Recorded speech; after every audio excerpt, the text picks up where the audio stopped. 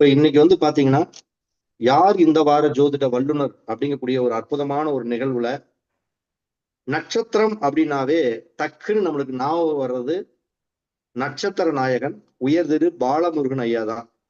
இன்னைக்கு நட்சத்திர ஜோதிடம் கிட்டத்தட்ட எல்லா பக்கம் எல்லாருமே நட்சத்திரத்தை கை வைக்காம யாருமே இருக்க மாட்டாங்க. அப்படி அந்த நட்சத்திரத்துடைய உண்மைத்தன்மை அப்படிங்கக்கூடிய ஒரு அழகான விஷயத்த குமாரசாமியம் என்ற நூலிலிருந்து அழகா எடுத்து இன்னைக்கு நம்மளுக்கு வழங்குறதுக்காக வந்திருக்காரு உயர்திரு நட்சத்திர நாயகன். எங்களுக்கெல்லாம் ஒரு வழிகாட்டி அவரு. ஜாலியா என்டர்டைன்மெண்டோட நாங்க பழகுவோம். அண்ணன் பாலமுருகன் அண்ணன் அவர்களை வருக வருக என நம்ம அன்போடு நம்ம வரவேற்கிறோம். பாலமுருகன் அண்ணன் சரவணபவ ஜோதிட அறிவாலயம் தங்களை இனிதே அன்புடன் வரவேற்கிறது. அண்ணா இருக்கீங்களா? இருக்கிறேன். வணக்கம் சார். அண்ணா உங்களை நம்முடைய சரவணபவ ஜோதிட அறிவாலயத்தின் சார்பாகவும் நம்முடைய பரணி அஸ்ட்ரோவேல் யூடியூப் சேனல் சார்பாகவும் எங்களுடைய சரவணபவ ஜோதிட அறிவாலயத்துடைய நிர்வாகிகள் மற்றும் மாணவர்கள் சார்பாக உங்களை வருக வருகை நான் அன்போடு வரவேற்கிறோம்னா.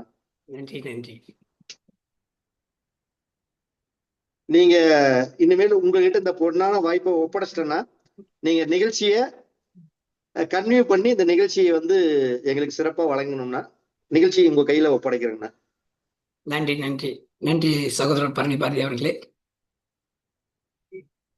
சரவணபவ ஜோதிட அறிவாலயத்தினுடைய நிறுவனரும் பரணி அஸ்ட்ரோவேல் யூடியூப் சேனலுடைய நிறுவனமான உயர்திரு பரணி பாரதி அவர்களுக்கு முதலில் நான் நன்றியினை தெரிவித்துக் கொள்கிறேன். நான் வணங்கும் திருச்செந்தூர் முருகன் அருளி அகற்றியலால் இயற்றப்பட்ட இந்த குமாரசாமி நூலையும் வணங்கி அந்த நூலின் அடிப்படையில் நட்சத்திரம் ஜோதிடத்தில் எந்த மாதிரி செயல்படுகிறது என்பதை உங்கள் முன் நிலைநிறுத்த வந்திருக்கிறேன். மீண்டும் அனைவருக்கும் வணக்கத்தை தெரிவித்துக் கொள்கிறேன். இப்போ பரணி பாரதி அவர்கள் பார்த்தீங்கன்னா உங்களுக்கு ஜென்ரலா இந்த இது ஆரம்பிக்கிறப்ப கூட உங்களுக்கு நிறைய மாநாடுகள் எங்களை போன்ற ஜோதிட வல்லுநர்களை கூப்பிட்டு நிறைய பாராட்டினார். அவர் தான் ஒரு முன்னிலையாக இருக்கக்கூடிய ஒரு இதில் வந்து எல்லாத்துக்கும் சரிசமமாக யார் என்பதை கூட இல்லாத அனைவருக்கும் சரிசமமான ஒரு பாராட்டுதலை தெரிவித்தார். ஒரு 4 வருடங்கள் நடந்திருக்குன்னு நினைக்கிறேன். 4 வருட மாநாட்டில் நான் கலந்திருக்கிறேன். சிறப்பாக அந்த இடத்துல வந்து என்னை சிறப்பாக இப்போ வழி நடத்தி அந்த மேடையிலே எனக்குன்னு ஒரு நேரத்தை ஒதுக்கி அந்த நேரத்தில் நட்சத்திரத்தில் எப்படி இருக்கிறது என்று இருக்கணும். பொதுவாக வந்து ஜோதிடத்தில் வந்து பராசரத்தில் இருந்து எல்லாமே எடுத்தாலும் அந்த நட்சத்திரம் அப்படிங்கிறது கடைசியாக வந்து டச் பண்ணுற இடமா இருக்கும். அங்கே வந்து டச் பண்ணிட்டு அப்புறம் வெளியே போகும். எப்படி நீர்நிலைகள் இருக்கக்கூடிய நீர் ஒரு இடத்தில் தேங்கி பின்பு வயல்களுக்கு செல்லும் பொழுது அது விளை விளைச்சல் நல்லா இருக்கும். அது போல தான் ஜோதிடர்கள் எவ்வளோதான் நீங்கள் வந்து இது பண்ணாலும் அங்கே நட்சத்திரம் அப்படின்னு வந்ததுக்கு அப்புறம் தான் உங்களுக்கு பலனே உரைக்க முடியக்கூடிய வாய்ப்பு அங்கே ஏற்படும். நீங்கள் பலன் சொல்கிறேன் அப்படின்னு ஆரம்பிக்கிறப்பே அந்த நட்சத்திரத்தை தெரிஞ்சுக்கிட்டீங்கன்னா பலன் சொல்ல ஆரம்பிச்சிடுவீங்க. அப்போ ஒவ்வொரு நட்சத்திரமும் இப்போ இருக்கக்கூடிய 27 நட்சத்திரம் 108 பாதங்கள். ஒவ்வொரு நட்சத்திரத்துக்கும் 4 பாதங்களை பேர 108 பாதங்கள். இந்த 108 பாதங்கள்ல தான் இந்த அனைத்து பிரபஞ்சமும் அந்த ஜோடியாக்குன்னு சொல்லக்கூடிய வான்வெளியில் இருக்கக்கூடிய செயலும் இருக்கும். இப்போ நட்சத்திரம் என்பது வானத்தில் இருக்குது. அந்த ஒரு நட்சத்திரமா குறிப்பிட்ட நட்சத்திரமா அப்படி அல்ல. அதனுடைய ஒரு கூட்டத்தினுடைய தொகுப்பை ஒவ்வொரு இடத்துலையும் நாங்கள் ஃபிக்ஸ் பண்ணியிருக்கிறோம். வானநிலை அது கிரகத்துக்கு மேல் இருக்கும்.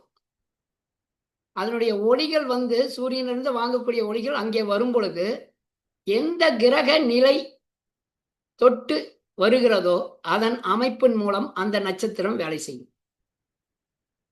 நட்சத்திரத்துக்குன்னு ஒரு குணநலங்கள் இருக்குது. ஆனால் உங்க ஜாதகத்துக்கு வரப்ப எந்த கிரகத்தை தொடுகிறது அப்ப ஏதோ ஒரு கிரகம் ஏதோ ஒரு நட்சத்திரத்து மேல கண்டிப்பா இருக்கும். அப்ப அந்த கிரகம் அந்த நட்சத்திரம் அதனால காலில் இருக்குங்கிறது சொல்லியிருக்கிறோம். கால் என்பது விருப்பம் போல செல்லக்கூடியது அல்ல. கிரகங்கள் வழி நடத்தக்கூடியது. அதனாலதான் பாதங்கள் என்னைக்குமே கிரக வழி தன்னால போக்கில் போச்சுன்னா அது வாழ்க்கை சரி இருக்காது. கிரகங்கள் அதை வழி நடத்தும். ஆனால் அந்த கிரகத்தின் மேலதான் அந்த நட்சத்திரத்தின் மேலதான் அந்த கிரகமே இருக்கும். முதுகலை உட்காந்து நீ இந்த வழியா போ, இப்படி போ அப்படிம்பாங்க. அது நட்சத்திரத்தினுடைய வழிகளை அது உருவாக்கி கொண்டு போயிட்டு இருக்கு. அப்படி இந்த நட்சத்திரத்தினுடைய கூட்டங்கள் அதிகமாக இருக்கக்கூடிய ஒரு தன்மை அங்கே வான்வெளியில், அதாவது ஜோடியாக்குன்னு சொல்லுவாங்க, வான்வெளியில் நமக்கு இருக்கிறது. அப்ப அந்த நட்சத்திரத்தின் வழியாக நம்ம வரும்போது அந்த கிரகத்தை டச் பண்ணிட்டு உங்க பிறந்த ஜாதகத்துக்குள்ள வந்துடும். பிறந்த ஜாதகம் என்பது ஒரு 360 டிகிரிக்குள்ள இருக்கக்கூடிய ஒரு செயலே. அப்ப அந்த 360 டிகிரியில இருக்கக்கூடிய ஒவ்வொரு இதுக்குமே 3.20ங்கிறது ஒரு பாதத்தினுடைய அமைப்பு. அந்த பாதத்தினுடைய அமைப்பு வழியாக நமக்கு இன்றைய காலகட்டத்தில் கணக்கீடு முறை, அன்றைய காலகட்டத்தில் நட்சத்திரம் தான். அப்ப அந்த நட்சத்திரங்கள் எங்கே செல்கிறது?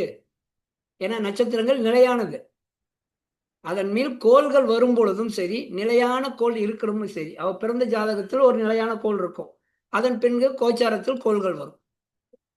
அப்ப இந்த 2 அமைப்பை வைத்து கொண்டுதான் ஜனன காலத்தில் இவர்கள் எப்படி இருக்கிறாங்க, இப்ப எப்படி இருக்கிறாங்க, இதை நம்ம தெளிவா சொல்ல முடியும். அதற்குத்தான் விதிகள் நம்மளுக்கு ஒவ்வொரு இடத்துலையும் இந்த மாதிரி இருந்தால் இந்த மாதிரி இருக்கும்.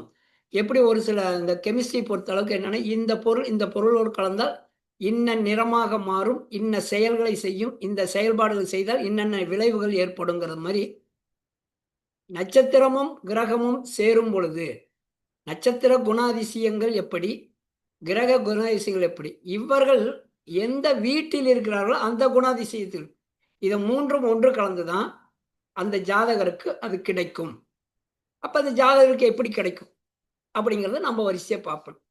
பொதுவா நம்ம என்னன்னா, குமாரசாமியை நட்சத்திரத்தின் அடிப்படையில் வச்ச அந்த குமாரசாமி என்பது சூரிய நட்சத்திரத்திலிருந்து தான் கொடுக்கப்பட்டது. நாளடைவில் அது என்ன ஆச்சு அப்படின்னா, கணக்கீடு முறைகள் அந்த சூரிய நட்சத்திரம் உடைப்பட்ட நட்சத்திரத்துல கொண்டு கணக்கீடுகள் சரிப்படுத்த முடியல அப்படின்னு சொல்லிட்டு தான் அந்த கணக்கீடு முறைகளை முன் தள்ளி கொண்டாந்து அஸ்வினியில நிறுத்தியிருக்காங்க. அப்ப அஸ்வினியில இருக்கிறப்ப அந்த கணக்கீடு முறைகள் சரியாக இருந்தது அப்படிங்கிறது சொல்லப்பட்டது. அப்ப அதனாலதான் அஸ்வினிங்கிற ஒரு இதை ஃபர்ஸ்ட் நிலை நிறுத்தி கடைசியா ரேவதி வருமே நம்ம 27 நட்சத்திரத்துக்கும் கொடுத்திருக்கு உங்களுக்கு. அப்ப அந்த 27 நட்சத்திரத்தில் சந்திரன் பயணிக்கும் பொழுது,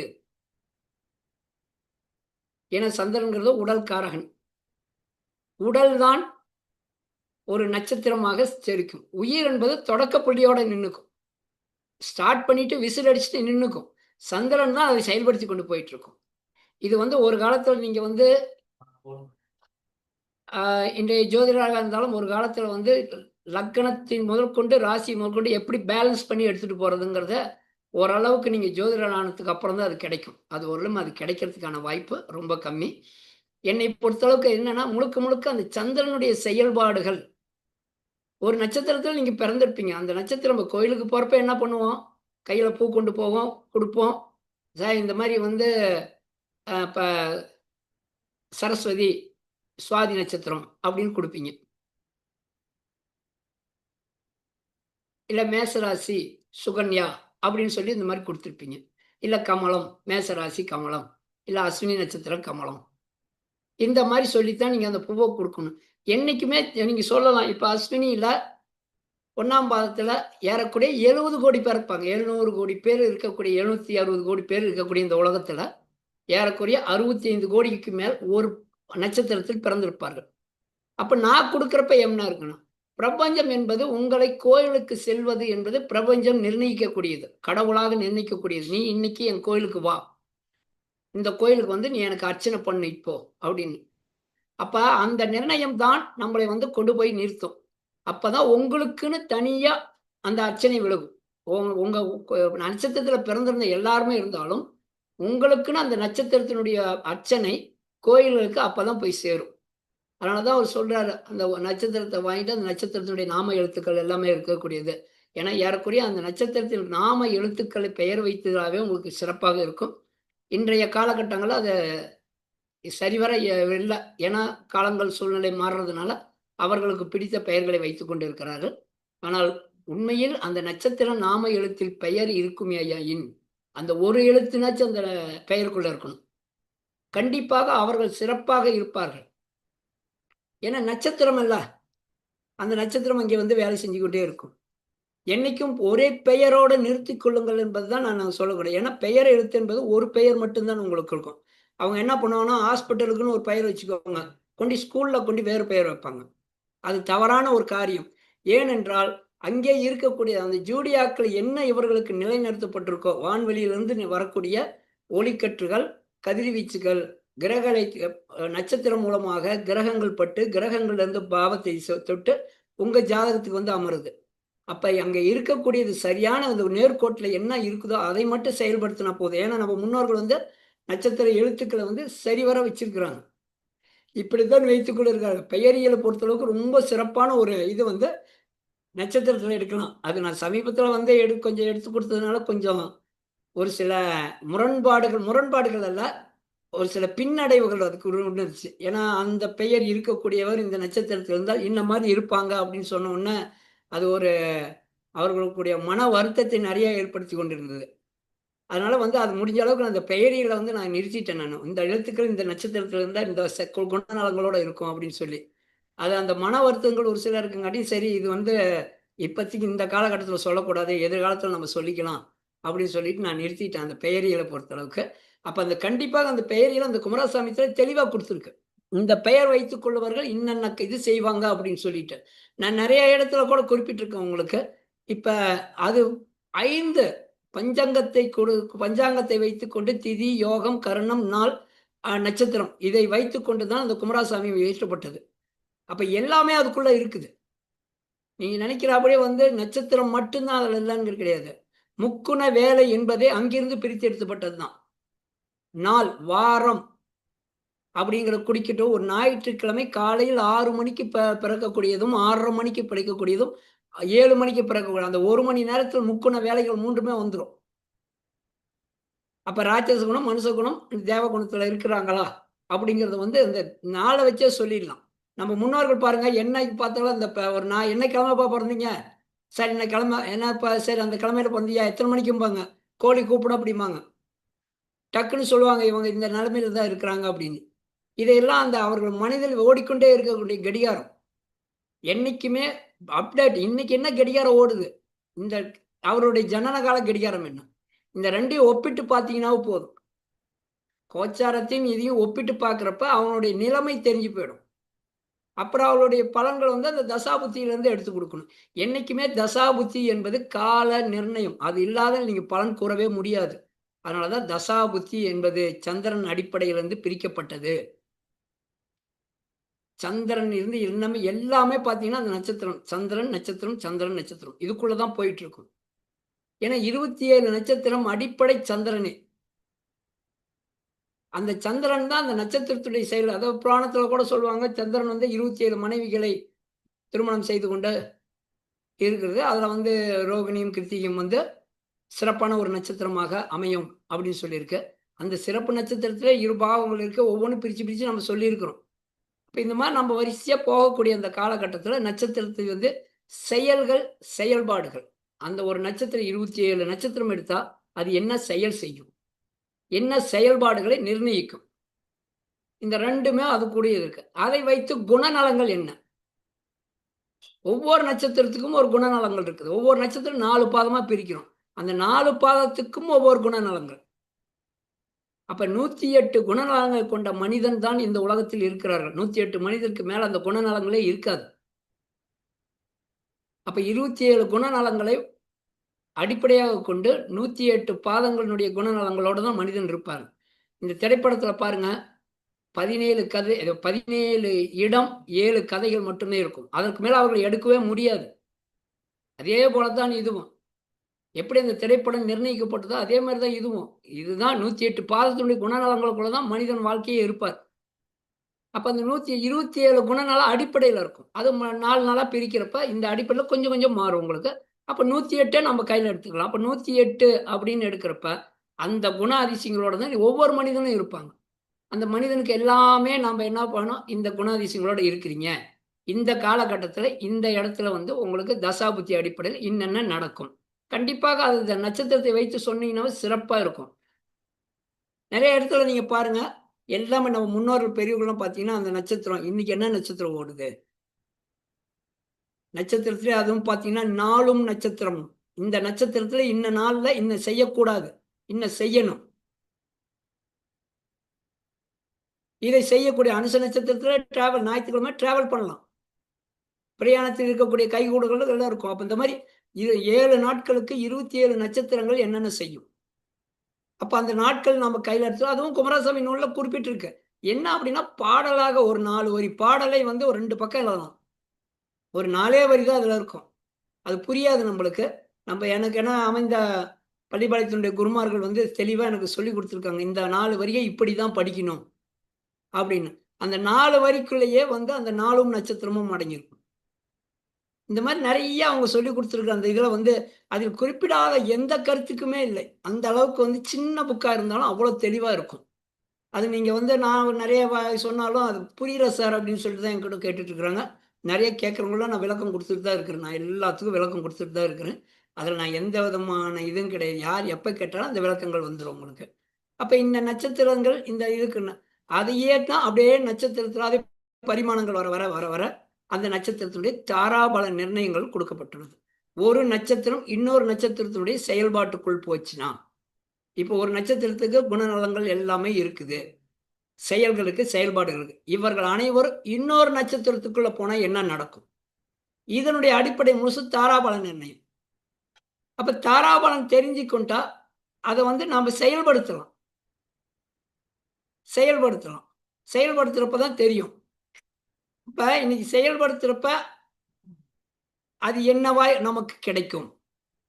இன்னைக்கு அது செய்யலாமா? செய்யலாமா? செய்யக்கூடாதா? என்ன நட்சத்திரம்னு பாரு. இப்ப இப்ப.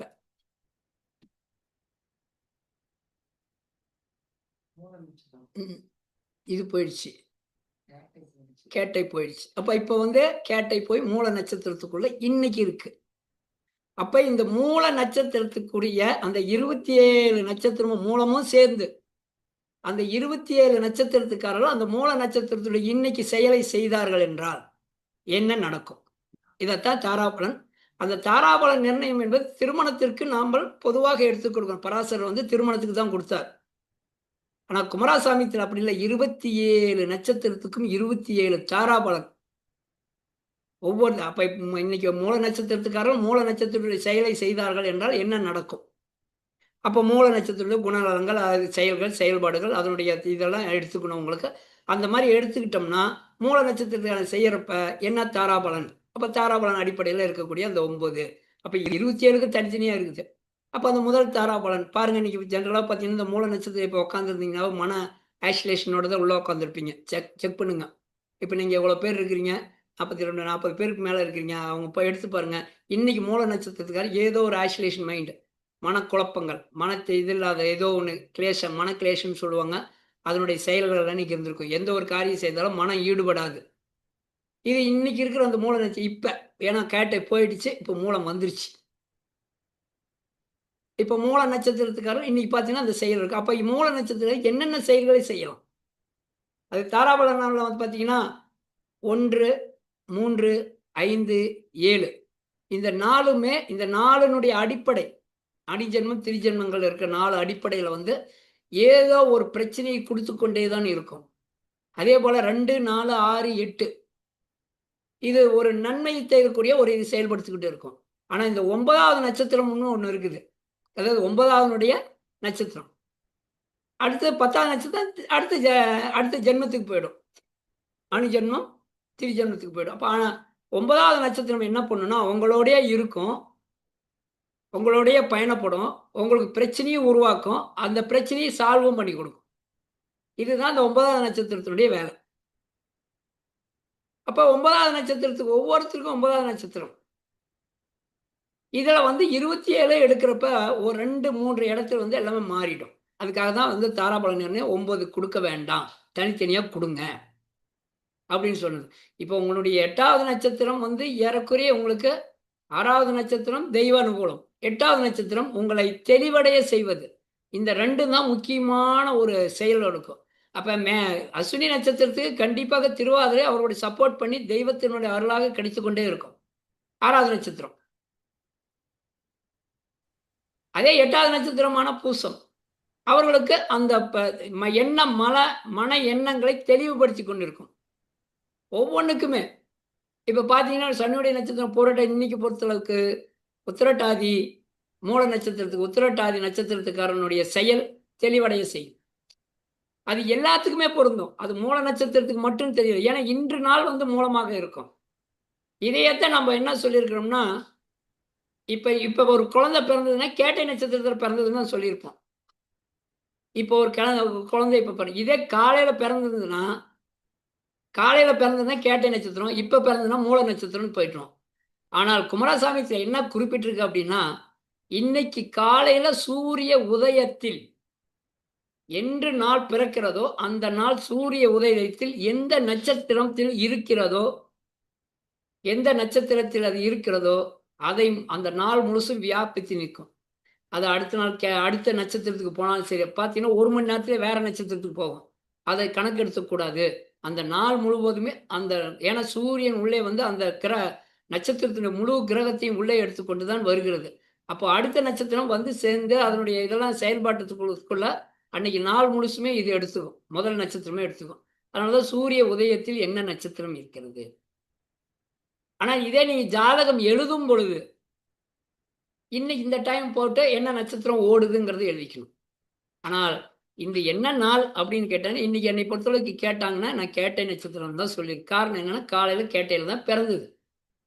இப்ப வந்து மூலத்துக்குள்ள வந்துருச்சு. ஆனால் பலன்கள் எல்லாம் இப்ப மூலத்தில் வைத்து தான் சொல்லிட்டு இருக்கணும். ஆனா கேட்டை இன்னைக்கு காலைல பாருங்க, அந்த கேட்டை இன்னைக்கு காலைல பொதுவா நீ எல்லாமே பாருங்க, அந்த டிவி எல்லா லக்ஸுரிஸ் என்னென்ன இருக்குதோ அத்தனையுமே கலந்துக்குவாங்க. தன்னுடைய போகத்துக்கு என்னென்ன இருக்கு. ஏன்னா கேட்டை இல்ல, இந்திரனுடைய செயல்பாடுகள். அப்ப அதுல ஒரு பிரச்சனையை சந்திக்கும் அப்படின்னு. இப்ப கொஞ்ச நேரத்துக்குள்ள பாருங்க, அந்த ஒரு ஏறக்குறைய பார்த்தீங்கன்னா, அந்த லக்ஸுரி டைம் தண்ணி போட்டு ஏதோ பிரச்சனையாகும். பெண்கள் விஷயத்துல ஏதோ பிரச்சனையாகும். நாளைக்கு காலைல பாருங்க நியூஸ் வந்துட்டு இருக்கும். காரணம் என்ன? சூரியனோடு இன்னைக்கு நாள் வந்து சூரியன் நாள். அதுல வந்து கேட்டையா இருக்குங்காட்டியும் ரொம்ப சிறப்பாக இருக்கு. இந்த பிரச்சனைகள்லாம் சந்திக்கும். அப்படிங்கிறது இருக்கு.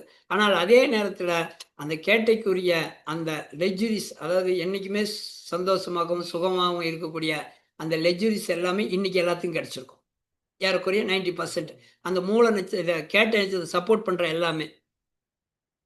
அப்ப எந்த நாள்ல என்ன இருக்கும்? இந்த நாள்ல இது கிடைக்கும், இந்த நாள்ல இருக்கும். அதைத்தான் குரு பலன் வைத்துக்கொண்டு திருமணத்தை நிர்ணயிச்சாங்க. குரு இந்த நட்சத்திரத்தில் கோச்சாரத்தில் இவர்களுக்கு செல்லுகிறது. எனவே இவர்கள் திருமணத்திற்கு தயாராகி விட்டார்கள். அப்ப அந்த குருவினுடைய தன்மை எவ்வளவு நாட்கள் இருக்குது? ஏறக்குறைய நாட்களாகத்தான் இருக்கும் கோச்சாரத்துல. அந்த நட்சத்திரத்தில் அந்த நாட்களுக்குள்ள போறப்ப இந்த காலகட்டத்திலிருந்து சொல்லுவாங்க. நம்ம முன்னோர்கள் பெரியவங்கலாம் பாருங்க. வர புரட்டாசி மாசம் 5ஆம் தேதிக்கு மேல மாப்பிள்ளை அமையும். ஐப்பசி 12ஆம் தேதிக்குள்ள திருமணம் நடந்துரும். இதான் சொல்லுவாங்க. எளிமையில சொல்லுவாங்க. ஜாதகத்தையே இப்படி பார்த்து செகண்ட்ல சொல்லுவாங்க. இதெல்லாம் அந்த கிரக ஓட்டங்கள், கிரக நிலை, அந்த நட்சத்திரத்துடைய தன்மைகள். அப்ப நாம பொதுவா இப்ப எடுக்கக்கூடிய அந்த நட்சத்திரங்கள் வந்து 27 நட்சத்திரங்கள் என்ன அப்படிங்கிறப்ப, நான் ஏறக்குறைய ஒரு அணுஜன்மம், திரிஜன்மம், ஜென்மம், அணுஜன்மம், திரிஜன்மம் ஒரு பாயிண்ட்ட நம்ம உங்களுக்கு குடுத்துட்டு வந்துடலாம் உங்களுக்கு. அந்த ஒவ்வொரு பாயிண்ட்டுகள் எப்படி இருக்கும்? அப்படிங்கிறத நம்ம நெறைய உங்களுக்கு சொல்றேன் நான் உங்களுக்கு.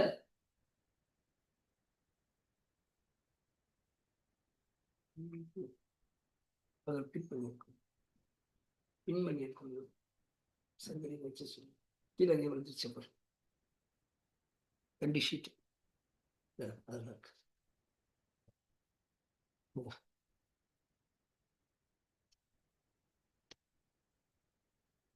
நான் இந்த பரணி பாரதிக்கு தான் தயார் பண்ணேன். மற்றவங்களாம் தயார் பண்ணவே இல்லை. நேற்று கூட ஒரு லைவ் ப்ரோக்ராமு மேடையில ஏறி அந்த மைக் இப்படி பிடிக்கிறவருமே என்ன சப்ஜெக்ட் பேசுறதுன்னு எனக்கு தெரியாது. திரும்ப நான் என்ன சப்ஜெக்ட்டுங்க பேசணும் அப்படின்னு கேட்குறப்ப தான் சொன்னாங்க. அது ஒரு வித்தியாசமான ஒரு தலைப்பும் கூட.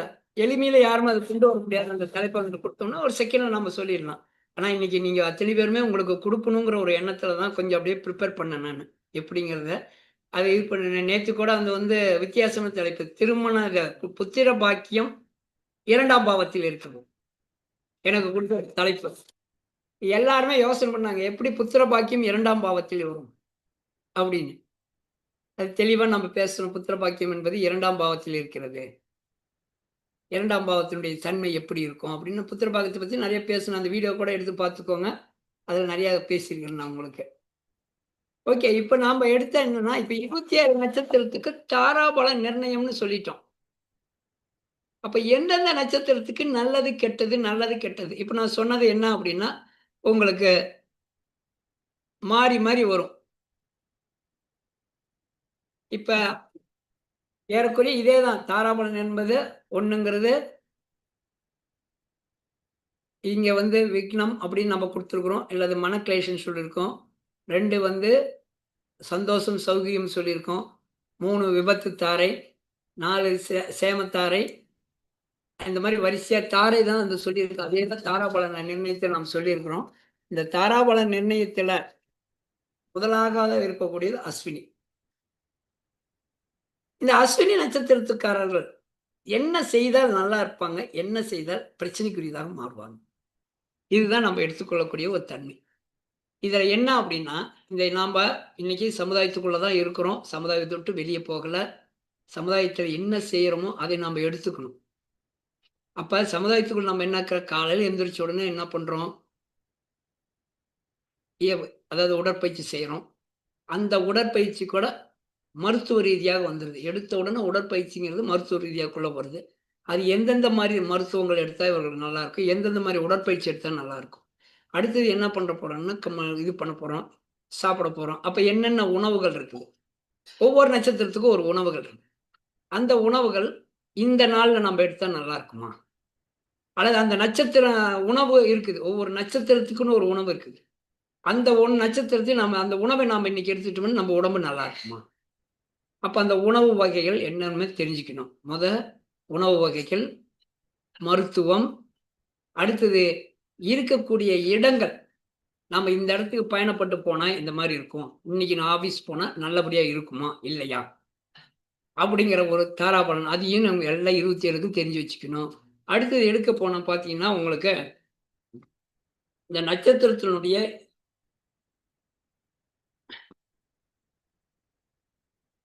தேவதை. அடுத்தது பார்த்தீங்கன்னா, என்னைக்குமே வந்து தேவதைகள் வந்து இருக்கணும். அதேபோல அந்த அதி தேவதை 2 இருக்கிறது. அதி தேவதை என்பது செயல்படுத்தும். தேவதை என்பது நடைமுறைப்படுத்தும். செயல் வேறு, நடைமுறை வேறு. ஆசீர்வதிக்கக்கூடியது எல்லாமே தெய்வங்கள். நடைமுறைப்படுத்த வேண்டியது அனைத்துமே அதிதேவதைகள். அப்போ ஒவ்வொரு நட்சத்திரத்துக்கும் ஒரு அதிதேவதை, ஒரு தேவதை இருக்கும். ஒரு சில இடத்துல பார்த்தீங்கன்னா, அங்க ஒரு நட்சத்திரத்துக்கு அது தேவதையா வரும். அதே நட்சத்திரம் அதிதேவதையா இன்னொரு நட்சத்திரத்துக்கு வரும். அதையும் பார்க்கணும். அதையும் வந்து தனித்தனியா குடுத்துருக்குறாங்க. இந்த செயல்கள் இருக்குது. என்ன மாரி இருக்கும்? அவங்க என்ன நிலைமையில வருவாங்க? அப்படிங்கிறது இருக்குது. அப்புறம் எடுத்தீங்கன்னா, அந்த நட்சத்திரத்துடைய வேதை நட்சத்திரம். வேதை நட்சத்திரம் உங்களுக்கு ஜெனரலாவே தெரியும். அந்த வேதை நட்சத்திரம் என்ன? அப்படிங்கிறது. அப்ப அடுத்தது என்னன்னா, வைநாசிக நட்சத்திரம். அடுத்தது இந்த 18வது வைநாசிகம் என்பது 22வது நட்சத்திரம். 22வது நட்சத்திரம் கூட ஒரு சில பிரச்சனைகள் இருந்து விடுபடுத்தக்கூடியது இருக்குது. அப்ப 22வது நட்சத்திரத்துல என்ன?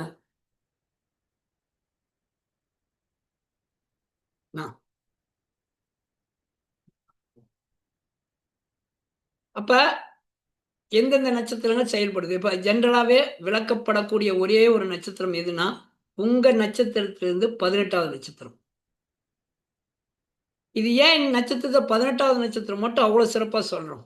காரணம் என்னன்னா, இன்னைக்கு சமுதாயம். ஆனால் இதே வந்து நம்ம முன்னோர்கள் வந்து 18வது நட்சத்திரத்த கையில எடுக்கல. நாம தான் 18வது நட்சத்திரத்த கையில எடுத்துறோம். காரணம் என்ன அப்படின்னா, இன்றைய சமுதாயம் அனைவரும் பணத்தை நோக்கி சென்று கொண்டிருக்கிறோம். அப்ப அந்த பணம் என்பது, செல்வம் என்பது நமக்கு எப்படி பிரச்சனையை உருவாக்கும் அப்படிங்கிறது அந்த 18வது நட்சத்திரம். சமீப காலமா தான் ஏறக்குறைய பார்த்தீங்கன்னா, 1960க்கு அப்புறம் தான் அந்த 18வது நட்சத்திரத்தினுடைய செயல் இருக்கு. ஆனா அதுக்கு முன்னாடி வந்து அந்த 18வது நட்சத்திரம் செயலே இல்ல. 22வது நட்சத்திரமான அந்த வைநாசிகம். அதைக்கூட உங்களுக்கு என்ன அப்படின்னா, உங்களுடைய 22வது நட்சத்திரம் மனைவியாக மட்டும் அமையக்கூடாதுங்கிறது தான் குமராசாமி நூல். திருமண பொருத்தத்தில் 22வது நட்சத்திரத்தை திருமணம் செய்யாதன்னு மட்டும்தான் சொல்லியிருக்கிற ஒழிய, வேற எதுக்கும் அது சொல்லப்படல. அப்ப அங்க ஒரு நன்மை இருக்குது. இது யாரும் நம்ம கவனிக்கிறது இல்லை. ஏன்னா 22வது நட்சத்திரம் சிறப்பான ஒரு நட்சத்திரமாக அமையக்கூடியது. 22வது நட்சத்திரம் எல்லாரும் கேட்பாங்க, அது என்னது வைனாசி நட்சத்திரத்தை ஏன் இந்த மாதிரி பண்ணிட்டு இருக்கீங்க? அது அல்ல. 22வது நட்சத்திரம் என்பது அபிஜித் நட்சத்திரம். என்னைக்கு அபிஜித்துங்கிறது என்ன அப்படின்னா, அபிஜித் கேட்டதை கொடுப்பது. அபிஜித் என்பது கேட்டதை கொடுப்பது. அப்ப 22வது நட்சத்திரத்தை கேட்டோம்னா கிடைச்சிருமா? அப்ப 22வது நட்சத்திரம் யாருமே வைநாசிகம்னு நினைச்சிடாதீங்க. அதுல ஒரே ஒரு பாயிண்ட் தான் வைநாசிகம். என்ன பாயிண்ட்? தனக்கு கணவனாகவோ தனக்கு மனைவியாக அமையக்கூடாது. திருமண பொருத்தத்துக்கு மட்டும் பார்க்க கூடாது, சேர்க்க கூடாதுங்களா ஐயா? திருமணத்திற்கு மட்டும் இருக்கு. வரக்கூடியவங்க உங்களுக்கு அங்கேயும் கேட்டது கிடைக்கும். ஆனால் அந்த மனைவியாகப்பட்டவள் பிரச்சனைக்குரியவோ இல்லாத இருந்தா மட்டும்தான் அது கணவனாக பிரச்சனைக்குள்ள. அதனாலதான் விளக்கிடுங்க. அந்த ஒரு பாயிண்ட் வச்சுட்டு எல்லாத்தையும் இது பண்ணிட்டாங்க. விளக்கிடுங்க அப்படின்னு சொல்றது. நம்ம விளக்கிட்டீங்கன்னா அந்த பிரச்சனை சால்வ் ஆயிடும். அப்ப அதுல 22வது நட்சத்திரம் என்னைக்கும் கெட்டியா பிடிச்சிக்கோங்க. உங்க நட்சத்திரத்துக்கு 22வது நட்சத்திரம் என்ன? அந்த நட்சத்திரத்தை போய் இப்ப இது பண்ணீங்கன்னா அந்த நட்சத்திரத்துடைய தெய்வங்கள், அதி தேவதைகள் இவங்க கிட்ட உங்க கோரிக்கை வச்சுன்னா உடனே நிறைவேறும். பொதுவா 22வது நட்சத்திரம் என்ன அப்படின்னு பார்த்தீங்கன்னா, முதல் 2 காலங்கள் இருக்குது. ஒன்று காலபுருஷத்துக்கு, இன்னொன்று உங்க ஜனன காலத்துக்கு. 2க்குமே என்னைக்கும் காலபுருஷத்தை அடிப்படையாக வைத்துக் கொள்ளுங்கள். காலபுருஷத்தை அடிப்படையாக வைத்துக் கொள்ளுங்கள். அப்புறம் உங்க ஜாதகத்துக்கு கொள்ளுவாங்க. இப்ப காலபுருஷனுக்கு அடிப்படையாக 22வது நட்சத்திரம் இருக்கிறது திருவோண நட்சத்திரம். இந்த திருவோண நட்சத்திரத்தினுடைய பாருங்க, அந்த திருவோண நட்சத்திரத்தினுடைய இடங்கள் எல்லாமே பார்த்தீங்கன்னா, அனைத்து கோயில்களுமே, எந்த கோயிலா இருந்தாலும் எந்த மதமாக இருந்தாலும் சரி, அனைத்து கோயில்களுமே அது திருவோண நட்சத்திரமே. கோயிலுடைய ஃபுல் காம்பவுண்ட் எடுத்து ஒரு கோயிலை பார்த்து இந்த கோவில் அப்படின்னு தூரத்துல இருந்து காமிச்சீங்கன்னா திருவோண நட்சத்திரத்தை தான் காமிக்க முடியும். அப்ப நீங்க அந்த திருவோண நட்சத்திரம் இருக்கக்கூடிய இருக்கிறது அதனாலதான் ஜென்ரலா பாத்தீங்கன்னா கோவில்கள் அனைத்துமே திருவோண நட்சத்திரம். அதே உங்க நட்சத்திரத்துக்கு திருவோண 22வது நட்சத்திரம் என்னன்னு பாருங்க. அங்கே ஒரு சிறப்பான ஒரு செயல் இருந்துகிட்டே இருக்கும். ஏறக்குறைய இது திருவோணம், அதாவது 22வது நட்சத்திரம் என்ன அப்படின்னா வை நாசிகம் அப்படின்னா, வைங்கிறது உலகம். உலகத்தை நாசி பண்ணக்கூடிய இந்த நாசம் அப்படிங்கிற இடம் எல்லாமே 10ஆம் இடத்துல தான் வரும். உங்க ஜாதகத்தில் 10ஆம் இடத்துல அந்த நட்சத்திரம் உட்காந்துருக்கும். அதனாலதான் அந்த 10வது நட்சத்திரம் கர்மம் காரியம்னு சொல்லப்பட்டது. என்னைக்கும் 10வது நட்சத்திரம் கர்மம் காரியம். அந்த கர்மம் காரியம் என்ன செய்யுங்கிறது தான் உண்டு. அங்க அப்புறம் தான் நம்ம விதிக்குள்ள போகணும். சென்ற வாரம் கூட ஒரு ஜாதகத்துக்கு நம்ம சேலத்துல இருந்து நாங்க பள்ளிப்பாளையத்துல இருக்கிறப்போ ஒரு பெண் வந்தாங்க. பெண் ஐயா இந்த மாதிரி திருமண வாழ்க்கைக்கு வந்தாங்க. எல்லாருமே மிகப்பெரிய ஜாம்பவான்கள் அப்ப இருந்தது. இன்னைக்கு யாருமே ஒரு சிலர் ஒருவர் தவிர மற்ற யாருமே இல்லை. நம்ம முன்னாடி இல்லை. அவர்கள் ஒரு ஜாதகத்தை பார்க்கிறார்கள். அந்த ஜாதகத்தில் குரு, அந்த பெண் கேட்குறாங்க திருமணம் நடக்கும் அப்படிங்கிறப்ப, அப்போ குருவனுடைய தன்மைகளை வைத்து குழந்தை பேர் எப்படி இருக்கும் அப்படி உங்களுக்கு அப்படின்னு கேட்குறாங்க. டக்குன்னு அவர் நம்ம குருநாதரில் அவர் இல்லைப்ப அவர் இருந்துன்னா இந்த இடத்துல குரு இருக்குது. இந்த குரு கரெக்டாக அந்த காலகட்டத்தில் தசாபுத்தி நடத்துது. கரெக்டாக குழந்தை பேரும் அங்கேயே தான் இருக்குது அப்படிங்கிறாரு.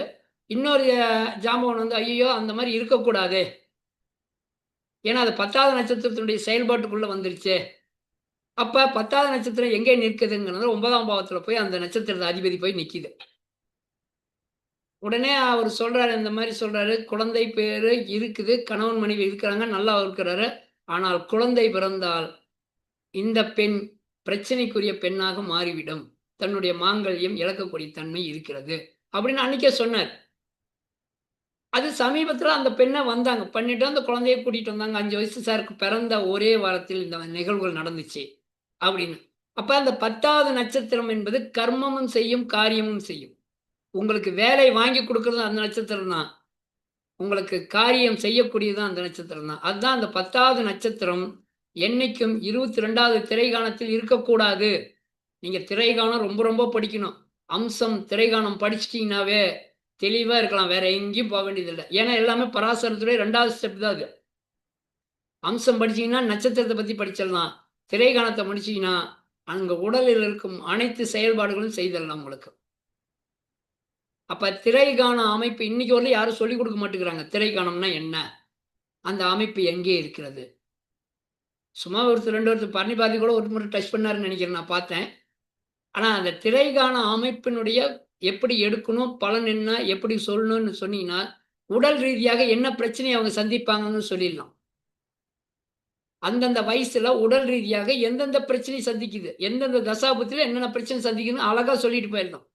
நான் இதை வைத்து தான் சொல்லுவேன். அங்கேருந்து வருவாங்க. நேற்று கூட நான் மலேசியா நாட்டிலேருந்து ஒருத்தர் சொன்னாரு. ஐயா இந்த மாரி வந்து 3, 4 நாளைக்கு முன்னாடி என்னை வேற வழியே கிடையாது.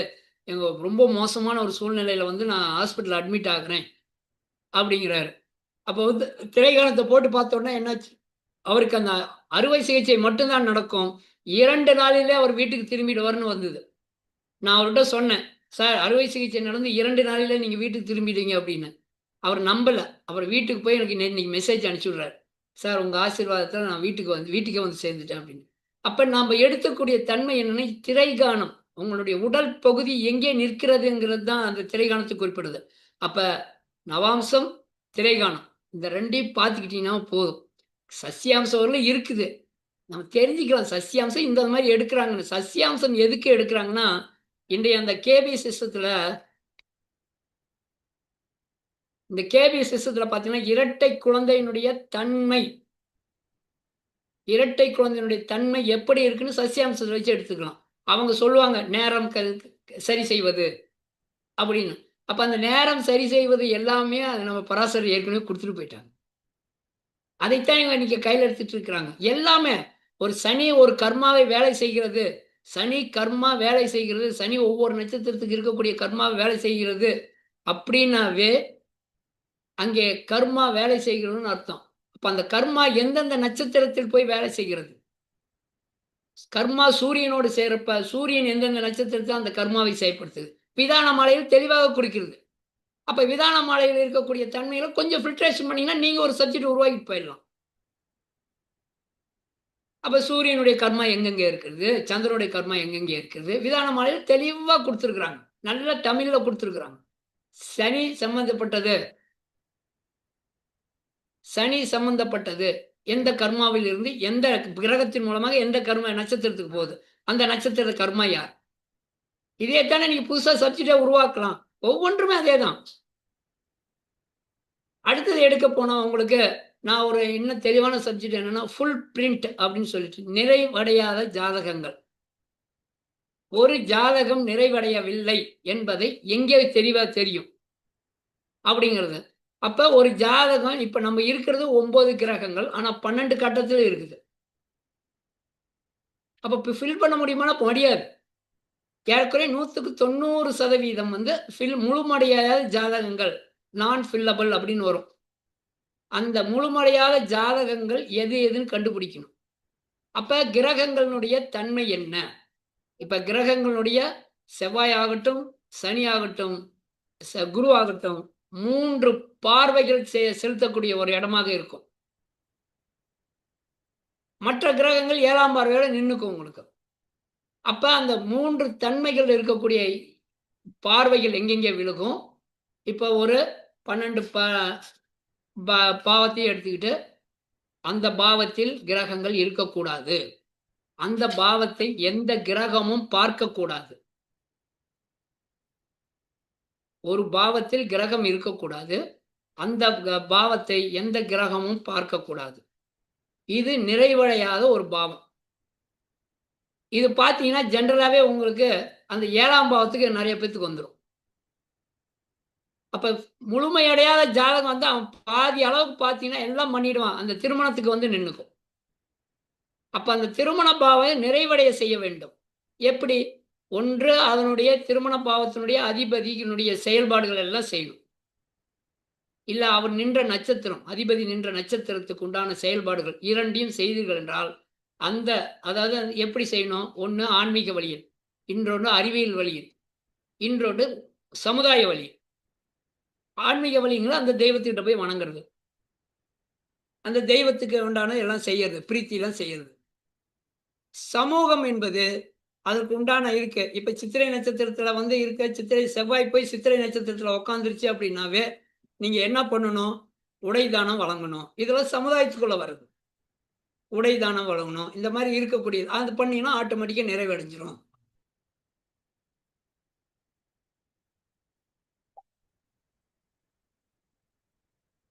அப்புறம் அந்த கோச்சார வழியாக எந்த கிரகம் போனாலும் அந்த பாவத்தை ஓரளவுக்கு செஞ்சு கொடுத்துட்டு போயிடும் அப்படிங்கிறது ஒரு நம்பிக்கை.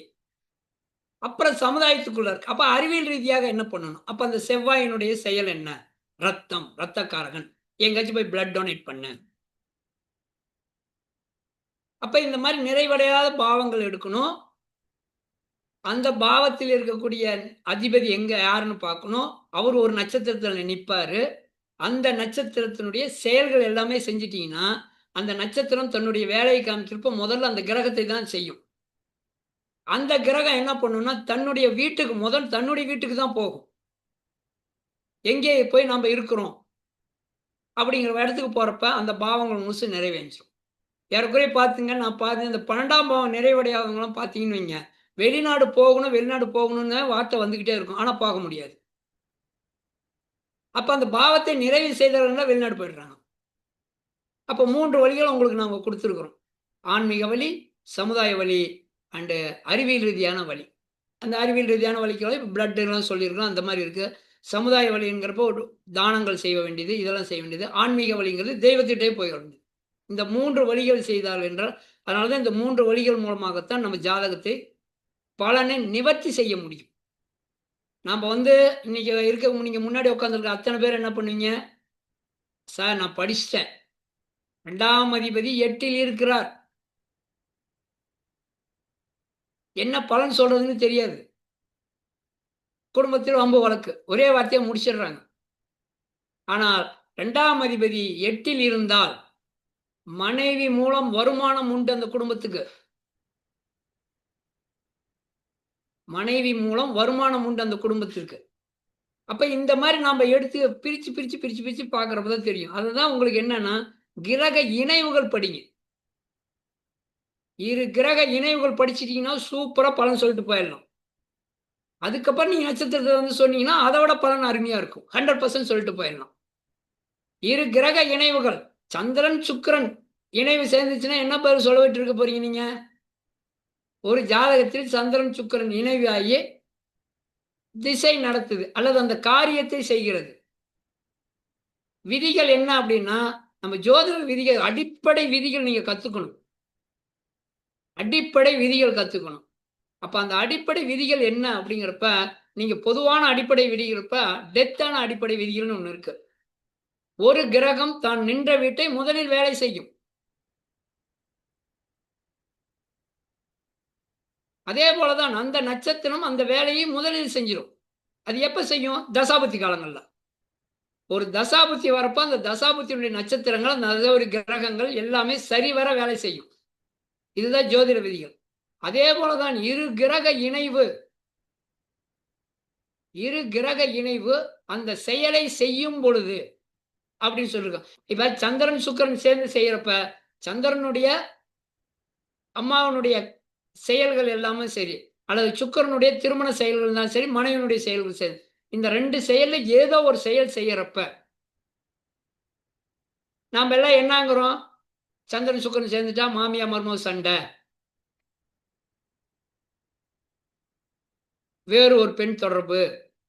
ஏன்னா சந்திரன் சுக்கிரன் பகைக்கிறதுல மனசு அலைபாயக்கூடியது இல்ல, வேறொரு பெண், இதெல்லாம் இருக்கு. ஆனால் அந்த காரியம் செய்யும் நடைபெறும் பொழுது சந்திரன் சுக்கிரன் சேர்ந்து திருமணம் செய்தாலும் சரி, சுக்கிர திசை வந்தாலும் சரி, சந்திர திசை வந்தாலும் சரி, இவர்கள் தொழில் பாதிக்கும்.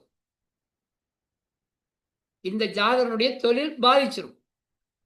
சம்பந்தமே இல்லாத சந்திரன் சுக்கிரனுக்கு ஏன் தொழில் பாதிக்குது? அப்ப 2 கிரகங்கள் இணைவு, எந்த கிரகம் இவர்களை பார்க்கிறது, எந்த பாவம் இவர்களை பார்க்கிறது, இதுதான் முக்கியம். 10ஆம் பாவத்தில் இருக்கிற சனி இந்த சந்திரனையும் பார்க்கும், 7ஆம் பார்வையா, 10ஆம் பார்வையாக துலாமில் இருக்க சுக்கிரனையும் பார்க்கும். இது காலபுருஷ தத்துவத்துக்கு. அப்ப தொழில் பாதிக்கும். கண்டிப்பாக சந்திரன் சுக்கிரன் சேர்ந்து திருமணம் பண்ணாலும் சரி, அம்மாவனுடைய செயல்கள் செஞ்சாலும் சரி, இல்லை ஏதோ ஒரு இடம் வாங்கினாலும் சரி, இவருக்கு தொழில் பாதிக்கும். இந்த மாதிரி சொல்றப்ப தொழில் பாதிக்கிறப்ப கொஞ்சம் நல்லா இருந்து கேர்ஃபுல்லா பாருங்க அப்படின்னு சொல்லிட்டு நம்மளே தான் அவங்க அன்னைக்கே நினைச்சு பார்ப்பாங்க. அன்னைக்கே சொன்னார்ரா இந்த மாதிரி செய்யறப்ப தொழில் பாதிக்கணும், நாம செஞ்சிட்டோம் பாதிச்சோம், இனிமேட்டு இவர்கிட்ட தான் போகணுன்ட்டு நம்மகிட்டே வந்துருவாங்க. இப்படிதான் நீங்க வாடிக்கையாளர் பிடிக்கணுமே ஒழிய, நீங்க வந்து நேரடியா இருக்கிற வாடிக்கையாளர்களுக்கு மூன்றாவது அவர்கள் செய்யக்கூடிய செஞ்சு அதாவது கஷ்டப்படுற அந்த நிலைமையை சொன்னீங்கன்னா போதும். இதைத்தான் நம்ம முன்னோர்கள் என்ன பண்ணிட்டாங்கன்னா, கேந்திரம் திரிகோணங்கிற 2 அமைப்புக்குள்ள கொண்டு போயிட்டாங்க. கேந்திரம் திரிகோணங்கிற 2 அமைப்புக்குள்ள கொண்டு போயிட்டாங்க. என்னைக்கும் கேந்திரம் என்பது ஒரு கேந்திரம் செய்தால் இன்னொரு கேந்திரம் பிரச்சனையாக்கும். ஆனால் திரிகோணம் 3மே ஒரே நேர்கோட்டில் போயிடும். நிறைய மேடைகளை நான் சொல்லியிருக்கிறது என்னன்னா, 1, 5, 9 அசுப கிரகங்கள் நின்று விட்டாலும் சரி, அந்த ஜாதகர் சிறப்பான ஜாதகர். ஆனால் 1, 5, 9 3லையுமே சுபகிரகங்கள் நின்றால் அது அந்த ஜாதகம் எதற்கும் பயன்படாதுன்னு அவருக்கு அவர் எதுக்குமே பயன்பட மாட்டார். அவருக்கு அவர் பயன்பட மாட்டார். அதனால 1, 5, 9 சுபகிரகங்கள் இருக்கு. நிறைய மேடையில் நான் சொல்லியிருக்கிறோம். இது கொஞ்சம் முரண்பாடா இருக்கும் உங்களுக்கு. என்ன சார் நாங்க எங்களுக்கு சொல்லிக் கொடுத்தது வேறையா இருக்குது, நீங்க சொல்லிக் கொடுக்கறது வேறையா இருக்குது, நீங்க சொல்றது என்னன்னு. ஏன்னால் 1, 5, 9 கிரகம் ஒரே இதை செயல்படுத்துறப்ப இவருக்கு வேணுங்கிற அனைத்துமே இவருக்கு கிடைச்சிரும். இந்த ஜாதகருக்கு என்ன தேவை இருக்கிறதோ அனைத்துமே கிடைச்சிரும். அப்ப இவர் என்ன பண்ணுவார்னா, கர்மாவை செயல்படுத்தவே முடியாது. கர்மாவை செயல்படுத்த முடியாதுங்கிறப்ப எதுவுமே இவருக்கு இவர் பயன்பட மாட்டார். இவரை வைத்து மற்றவங்க பயன்பட்டுக்குவாங்க. இதுதான் 1, 5, 9. ஆனால் கேந்திரம் என்பது ஒரு கேந்திரம் கொடுத்து விட்டால் இன்னொரு கேந்திரம் அதை எடுத்து விடும். அததான் ரொம்ப சொன்னாங்க. என்ன பழமொழி சொன்னாங்க தெரியுங்களா? வீட்டை கட்டிப்பார், கல்யாணத்தை செய்துப்பார். இது 2 எந்த பாவம்? ஒருத்தர் மியூட் எடுத்துக்கோங்க, மியூட் எடுத்து கூட சொல்லுங்க, அதை பத்தி கிடையாது. ஏன்னா உங்க சந்தேகத்தை தீர்ப்பது தான் என்னுடைய கடமை. 4, 7ங்க ஐயா. வந்துருச்சா? இது கேந்திரம் ஆச்சா? இது கேந்திரம். ஒண்ணு வீடு கட்டினால் திருமணம் தடைபடும், திருமணத்தை கட்டினா வீட்டை கட்ட முடியாது. எடுத்து பாருங்க, உங்க அனுபவத்தில் எடுத்து பாருங்க. யாராச்சும் வீட்டை கட்டினா திருமணம் தடைபடும், அல்லது வீடை கட்டிட்டு இருக்கிறதே திருமணம் பண்ணாங்கன்னா வீடு தடைபடும். இதுதான் கேந்திரம். ஒன்று கொடுத்தால் இன்னொன்று எடுத்துக்கும். அதுவும் 1, 7 அதே மாதிரி தான் உங்களுக்கு. இதெல்லாம் நம்ம முன்னோர்கள் பழமொழியாவே சொல்லிட்டு போயிட்டாங்க, நாம பயன்படுத்துறது இல்லை, அவ்வளவுதான். அப்படியே நம்ம காரியத்தை ஒவ்வொன்றும் புட்டு வச்சுட்டு போயிருக்கிறாங்க. நம்ம ஜோதிட ரீதியாக தான் புட்டு வச்சிருக்காங்கன்னு நம்மளுக்கு தெரியுது. ஏதோ அவங்க சொல்லிட்டாங்க ஆகாது அப்படின்னு. இந்த மாதிரி தான் ஒவ்வொன்றுமே இருக்கக்கூடியது. நட்சத்திரமும் அதே மாதிரி தான் உங்களுக்கு. இந்த நட்சத்திரத்தில் இன்ன காரியம் நடக்கும், இந்த நட்சத்திரத்தில் இன்ன செயல் நடக்கும். நிறைய பேசிக்காங்க. பெண்களுக்குன்னு நட்சத்திரங்கள் கொடுத்துருக்காங்க. 27 நட்சத்திரம் பெண்கள் என்ன செய்வாங்க. நேற்று என்னுடைய வகுப்புல கூட சொல்லியிருந்தேன். அவங்களுக்கு பெண்களுக்குன்னு ஒன்று இருக்கும். தெய்வ கணம் கணங்களாக பிரித்து கொண்டிருக்கிறது. ராட்சச கணங்கள் கிடையாது, பிசாசு கணம், முனி தத்துவம், தத்துவம்னு பிரித்து வச்சிருப்பாங்க. தெய்வ தத்துவம், முனி தத்துவம். இந்த தத்துவ அடிப்படையில் பார்த்தீங்கன்னா 27 நட்சத்திரத்தையும் பிரித்து வச்சுப்பாங்க. தெய்வ தத்துவம், முனி தத்துவம், பிசாசு தத்துவம், ராட்சச தத்துவம், இயக்கி தத்துவம்னு ஒரு 8 இதை பிரித்து கொடுத்துருக்காங்க. அதில் பிறந்தவர்கள் என்ன அப்படின்னா, நான் முதல்ல அந்த ஹெட்டிங்கில் கொடுக்குறப்ப நம்மளுக்கு என்னடா இந்த மாதிரி மோசமாக கொடுத்துருக்குறாங்க, இந்த நட்சத்திரத்தில் பிறந்தவங்க பெண்கள் இப்படி இருக்கா அப்படின்னு.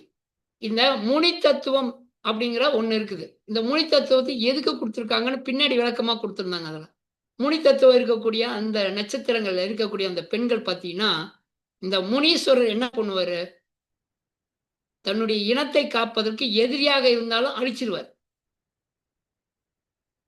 அதேதான் தன்னுடைய குடும்பத்தை காப்பாற்ற, தன் குடும்பத்துக்கு ஒரு பிரச்சனை வரும் பொழுது அந்த பெண் என்ன பண்ணுவாங்கன்னா, அதை அந்த பிரச்சனையை உருவாக்குறவங்கள உண்டு இல்லைன்னு பண்ணிடுவாங்க. அவர்கள் இந்த முனி தத்துவத்தில் பிறந்தவர், முனி தத்துவ நட்சத்திரத்தில் பிறந்தவர்கள். பிசாசு தத்துவம்னு ஒன்று இருக்குது. இவர்களுக்கு என்ன இந்த மாதிரி வார்த்தைகள்லாம் கொடுத்துருக்குறாங்க. பிசாசு தத்துவமா? அப்ப அந்த பெண்கள் பிசாசா இருப்பாங்களா? அப்படிங்கிறது அல்ல. அப்ப பிசாசு என்பது சொலட்டி அடிக்கும். தன்னுடைய குடும்பத்தை காப்பதற்கு. அப்ப குடும்பத்தில் எதிரிகளை யாரையுமே உள்ள விடாது.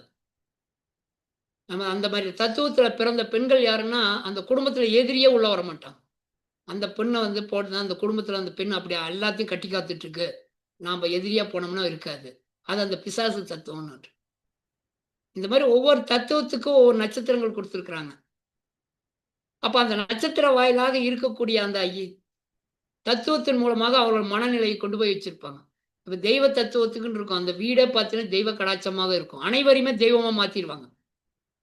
குறிப்பிட்ட 6 நட்சத்திரம். அந்த வீட்ல இருக்க எல்லாருமே சாமி கும்பிடணுன்றுவாங்க. வீட்ல போய் பாருங்க. அங்க இருக்கிறவங்க எல்லாரும் காலையில எழுந்திரிச்சு எல்லாருமே என்ன சம்மந்தமே இல்ல. இவரு வெளிய வந்தா இப்படி இருக்கிறாரு, உள்ள வந்து சாமி கும்பிடுறாரு.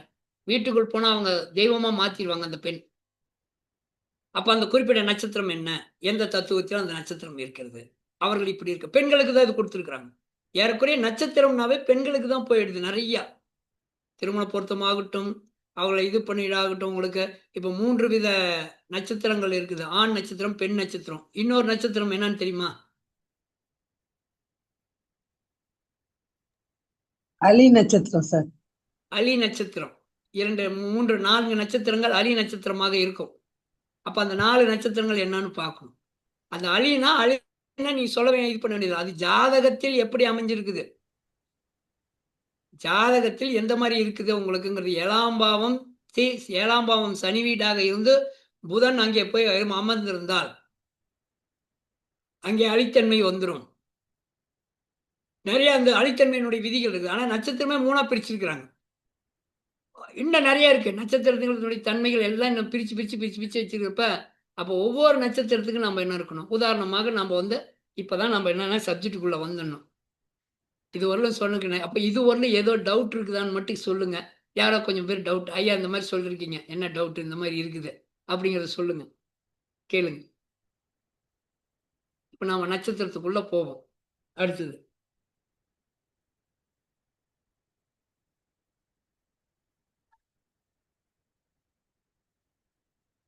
ஏதோ இருக்கா? ஐயா வணக்கம் ஐயா. சொல்லுங்க. இப்போ வந்து இதுக்கு செவ்வாய்க்கு ஒரு எக்ஸாம்பிள் சொல்லியிருந்தீங்க ஐயா. அந்த சித்திரை நட்சத்திரம் பத்தி அதை மட்டும் கொஞ்சம் திரும்ப ஒரு வாட்டி சொல்ல முடியுமா? சித்திரை. ஓ, உங்களுக்குன்னு இருக்குங்காட்டி தெளிவா கேட்கிறீங்க. சித்திரை என்பது ஜவுளிக்கடை என்பது பெயர். துணி சம்பந்தப்பட்டது இருக்கும். அப்ப அந்த அது எத்தனாவது நட்சத்திரமா வருதுனால 14வது நட்சத்திரமா வரும் இயற்கையில. அந்த நட்சத்திர வரிசையில் அது என்னவாக இருக்கு? நன்மை நட்சத்திரமா தீமை நட்சத்திரமா அப்படிங்கிறது இருக்கும். நாம பார்க்கணும்.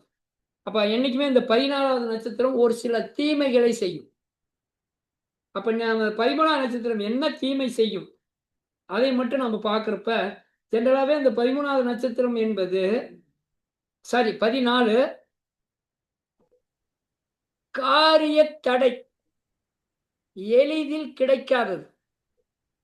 இது 14வது நட்சத்திரம். அப்ப அந்த நட்சத்திரம் இயற்கையில என்ன ஆகுதுன்னா காரிய தடை. அப்ப ஜவுளிக்கடையினுடைய செயல்பாடுகள் எல்லாமே காரிய தடைகளாகத்தான் இருக்கும். அப்ப செவ்வாயினுடைய நட்சத்திரங்கள் யார் யாருக்கெல்லாம் ஒத்து வராதோ தாராபலன்ல அவர்கள் அந்த சித்திரை நட்சத்திரமான உடை தானங்கள் செய்ய வேண்டும். ஏன்னா பிரச்சனைக்குரியதை தானமாக செய்ய வேண்டும். அதற்குன்னு ஒரு கோவில் இருக்கு. 27 இல்ல 108 பாதத்துக்கும் கோயில் இருக்குது. 108 பாதத்துக்கு என்ன கோவில் அப்படின்னா உங்க லக்னம் புறப்படும் இடம். லக்னம் சந்திரனை பிரிக்கும் பார்த்தீங்களா? லக்னத்தையும் சந்திரனையும் பிரிக்கும். அது ஒரு கடவுளால்தான் முடியும். அந்த கடவுள் எங்கே இருக்கிறதுன்னு தான் நீங்க தெரிஞ்சுக்கணும்.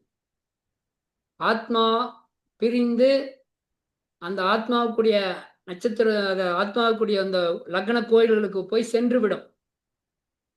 ஆத்மா மறுபடியும் புனித ஆத்மாவாக மாறி திரும்பி வரும் பொழுது புனித ஆத்மாவோ அல்லது அதுக்குரிய தண்டனை பெற்று திரும்பி வரும் பொழுது அதற்குன்னு ஒரு கோவில் கொடுத்துருப்பாங்க. அந்த கோயில்களுக்கு அந்த ஆத்மா வரப்ப அந்த கோயிலினுடைய கடவுள் தான் நிர்ணயிப்பார். லக்னம் இந்த மாதிரியும் ராசி இந்த மாதிரி செஞ்சு நீ இந்த உடலுக்கு செல், இந்த லக்னத்தோடு இந்த உடலுக்கு செல்னா அதுதான் அனுப்பிச்சுடும். அப்ப உங்களுக்கு மைய புள்ளி புறப்படும் இடம் சந்திரனும் லக்னமும் புறப்படும் இடம் ஒரு கோவிலாக இருக்கும். 108 பாதத்திற்கும் 108 கோவில்கள் இருக்குது. நான் தெளிவா சொல்லியிருக்கிறேன். நிறைய எங்க வகுப்புல நான் நிறைய சொல்லிட்டேன். அந்த 108 கோயில்களுக்கும் அதுக்கான உண்டான வாய்ப்பு இருக்கிறப்ப எல்லாமே தெரிஞ்சுக்கலாம். ஏன்னா தெரிஞ்சு வச்சுக்கணும். 108 கோயில் உங்க லக்ன புள்ளி இருக்கக்கூடியது. அப்போ உங்க லக்ன புள்ளி அங்கே இருக்கும். உங்கள் உடலை விட்டு உயிர் பிரியும் பொழுது, சந்திரனை விட்டு உயிர் பிரியும் பொழுது, அது லக்ன புள்ளி தான் ஆத்மா என்ற பெயரில் எங்கே ஃபர்ஸ்ட் போகும், எங்கே பிறந்ததோ அங்கே தான் போகும். அந்த இடத்தை நீங்கள் கவனமாக செயல்பட்டு அந்த கோயிலுக்கு ஒரு முறையேனும் போயிட்டு வாங்க. அடுத்தது, உங்க நட்சத்திரத்துக்குன்னு ஒரு கோயில் இருக்கும். 27 நட்சத்திரத்துக்குன்னு ஒரு கோவில். அந்த கோயிலை கண்டுபிடிச்சு அந்த கோயிலுக்கு வருடத்திற்கு ஒரு முறை, ஏன்னா வருடத்துக்கு ஒரு முறையானும் அது செயல் லக்னத்தை தொடும். லக்னம் வருடத்திற்கு ஒரு முறை சந்திரனை தொடக்கூடிய வாய்ப்பு. அதுக்கு வருடத்துக்கு ஒரு முறை போயிட்டு வாங்க. இந்த ரெண்டையும் தான் நான் சொல்லிட்டே இருக்கிறேன். எப்பவுமே இந்த 2 கோயிலும் தெரிஞ்சு வச்சுக்கோங்க.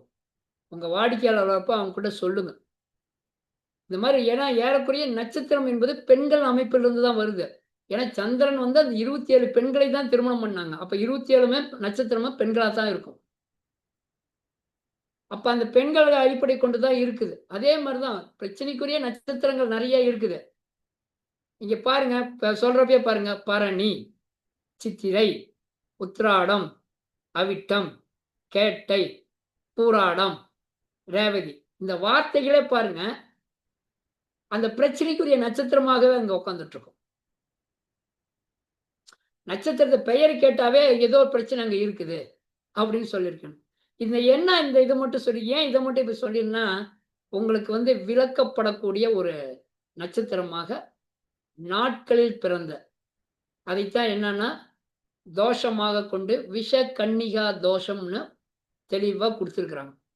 அப்ப விஷ கன்னிகா தோஷத்தை மிக மிக மிக கொண்டு போறப்ப என்ன ஆகும் அப்படின்னா, இவர்கள் அந்த இளமையில் விதவை என்ற பெயரை எடுத்துக்கொள்வார்கள். இதுல அதிக பிரச்சனையாக இருக்கக்கூடியது வெள்ளிக்கிழமை நாட்களில் பூராட நட்சத்திரம் வந்து அந்த இடத்தில் பிறந்த பெண்ணுக்கோ அல்லது அந்த இடத்தில் ருதுவான பெண்ணுக்கோ ஒரு சில சிக்கலை சந்திப்பார்கள். நீங்க உங்க வாழ்க்கையில எடுத்து பாருங்க. வெள்ளிக்கிழமை பூராட நட்சத்திரத்துல ஒரு குழந்தை பெண் ஜனனம் எடுத்து விட்டால் ரொம்ப ரொம்ப வாழ்க்கையில், திருமண வாழ்க்கையில ஒரு சில பிரச்சனையை சந்தித்து கொண்டே இருக்கிறதுங்கிறது நல்லாவே தெரியும். ஏனென்றால் அந்த ருதுவானது அல்லது அதுல பிறந்தது இந்த நாளில் இந்த நட்சத்திரத்தில் பெண் பிறக்கக்கூடாதுங்கிறது நம்ம முன்னோர்கள் வகுத்த விதி. அதைத்தான் இப்ப நான் உங்ககிட்ட சொன்னேன். உங்களுக்கு நம்ம ஆயில்யம் மூலம் இது கேட்டேன். இந்த நட்சத்திரத்துல பாருங்க, புதனுடைய நட்சத்திரத்துல பாருங்க என்ன இருக்கும், ஒரு தவறான எண்ணத்தை உருவாக்கும். ஆனால் தவறான எல்லாரும் சொல்லுவாங்க, இல்ல இல்ல அப்படி இல்ல, மூல நட்சத்திரத்துல பிறக்கிறப்ப பெண்ணுக்கு மாமனார் காக்காது. உண்மை. எல்லாருமே என்னப்பாங்க, இல்ல இல்ல பொய், ஆண் மூலம் அரசாலும் பெண் மூலம் தான் நிர்மூலம்.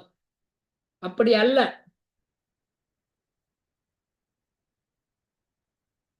ஆடி மாசத்தில் மூல நட்சத்திரத்தில், ஆடி மாசம் மூல நட்சத்திரம் 4ஆம் பாதத்தில் பிறக்கும் பெண்களுக்கு மட்டும்தான் மாமனாருக்காகாது. அப்ப நம்ம தெளிவா நம்ம கொடுத்துருக்கிறோம். அப்ப அது சொன்னது உண்மைதான். அவங்க சொன்னது மூல நட்சத்திரத்துக்கு மாமனாருக்காக சொன்னது உண்மைதான். ஆனா என்னன்னா அதுக்குள்ள இருக்க உள் சூட்சமத்துக்கு நம்ம போக மாட்டேங்கிறோம். நான் சொல்றேன், இப்ப 12 மாசத்துக்கு மூலம் என்ன, சொர்ண மூலம், பாதாள மூலம், இன்னொரு மொத்த மூலம் மறந்துட்டாங்க.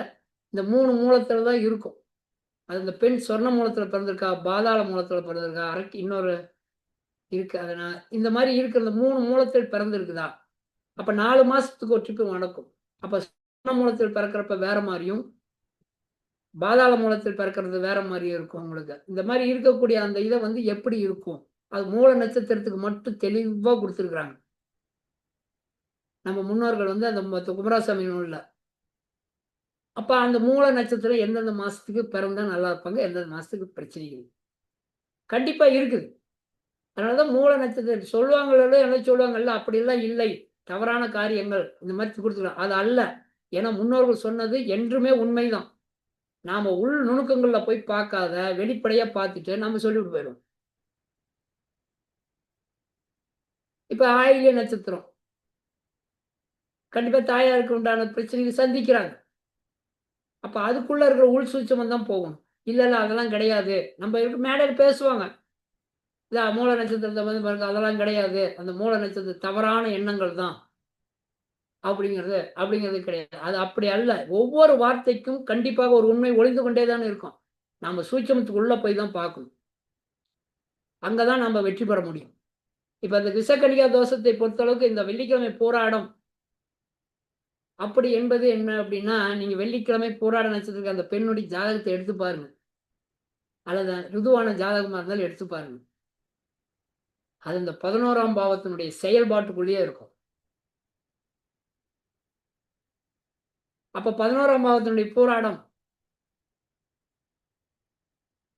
அந்த சுக்கிரனுடைய செயல்பாட்டுக்குள்ளேயே இருக்கும். சுக்கிரனுடைய துலாம் வீட்டு செயல்பாட்டுக்குள்ளேயே இருக்கும். இதெல்லாம் நம்ம ஒப்பிட்டு பார்க்கிறப்ப என்ன ஆகும் அப்படின்னா, இந்த பெண்ணுக்கு கணவனாக அமையக்கூடியவர் சிறப்பானவர் அல்ல. அப்ப இவர்களுக்கு என்ன செய்யணும்? அப்ப நம்ம முன்னோர்கள் செஞ்சு வச்சுட்டு போயிருக்கிறாங்க. அங்கதான் நம்ம என்னன்னா பரிகாரம் ஒண்ணு சொல்லணும். இப்ப உங்களுக்கு தெரியுதா எங்க மாணவங்க கூட சொல்லியிருக்காரு. திரு அழகு பரிமாறுதல் அப்படிங்கிற ஒரு வார்த்தை இருக்கிறது. யாராச்சும் தெரிஞ்சு வச்சுட்டு இப்ப எங்க இதை சொல்லி கொடுத்துட்டேன். மற்றவங்களுக்கு எல்லாம் சொல்லிக் கொடுக்குற மாதிரி ஒரு யாராச்சும் இந்த வார்த்தை கேள்விப்பட்டிருக்கிறீங்களா? திரு அழகு பரிமாறுதல். தெரிஞ்சவங்க சொல்ல வேண்டாம். தெரியாதவங்க கேளுங்க. யாராவது ஐயா தெரியலன்னு கேளுங்க. சின்ன வார்த்தை தான். ஐயா தெரியல, சொல்லுங்க நீங்க சொல்லுங்க. சொல்லிட்டாரு அவரும் தெரியல. யாருக்குரிய எல்லாத்துக்குமே தெரியலன்னு நினைக்கிறேன். யாருக்குரிய என்ன 2 வருஷம் தான் உள்ள வந்திருக்கிறாங்க. அப்ப வந்து திரு அழகு பரிமாறுதல்ங்கிறது வேற எதுவுமே கிடையாது. கோயில்களை கூட்டி சுத்தம் பண்ணணும். விளக்குமாறை எடுத்து கோயில்களை கூட்டி சுத்தம் பண்றதுக்கு பேரு திரு அழகு பரிமாறுதல்னு பேரு. இது யார் செய்வார்கள் என்றால் தேவனடியார்கள் இருக்கக்கூடிய பெண்கள். தேவனடியார்கள் என்பது ஒரு குறிப்பிட்ட இந்த மாதிரி நட்சத்திரத்தில் இருக்கக்கூடிய பெண்களை வந்து கோயில்களுக்கு பணிவிடை செய்வதற்காக அமர்த்தப்பட்ட அரசாங்கத்தால் அமர்த்தப்பட்ட பெண்கள். இது வந்து நம்ம முன்னோர்கள் ராஜாக்கள் செய்து கொண்டிருந்தது. இவர்கள் ஏன் வைத்துக் கொண்டார்கள் அப்படின்னா, எதிரி நாட்டினுடைய நல்லா ஆனா இந்த நட்சத்திரம் இந்த மாதிரி இருக்கிறவங்க சும்மா அழகா இருப்பாங்க. எதிரி நாட்டினுடைய ராஜாக்களை உறவாடி கெடுப்பதற்கு இந்த பெண்கள் மூலமாக உறவாடி கெடுத்து அவர்களுடைய